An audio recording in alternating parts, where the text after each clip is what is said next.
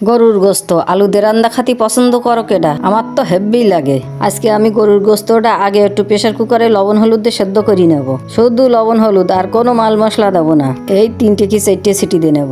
এবার কড়াই হড়াহড় করে খানিকটা সয়াবিন তেল দিয়ে আলুগুলো ভালো করে ভেজে নেব।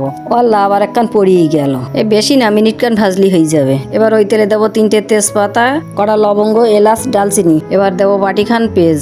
এই একটু আদা ভাজা হয়ে গেলি দেবো লবণ, হলুদ, শুকনো ঝালের গুঁড়ো, ধনিয়া জিরের গুঁড়ো। এবার দেবো 2 চামচ আদা রসুন বাটা। এবার সব মশলাগুলো একটু খানিকটা ফাইন করে কষাই নেবো। এই পানি দিয়ে মশলাটুকুন আবার একটু কষাই নিয়ে এবার দেবো গোস্তগুলো ঢেলে। এবার গোস্তগুলো দিয়ে ফাইন করে কষাই নেবো। কষাকষি শেষ। এবার দেবো ভেজে রাখা আলু দিয়ে খুব বেশি কষাবো না। অনেকে গরুর গোস্তে আলু দেওয়া পছন্দ করে না, বলে গরুর গোস্তের টেস্ট নষ্ট হয়ে যায়। না গো ভাই, আমার কাছে ভালো লাগে তাই আমি দেই, যার যার ইচ্ছা। এবার দেবো পানি, খুব বেশি দেবো না, যা দিছি এই পরিমাণ মতো।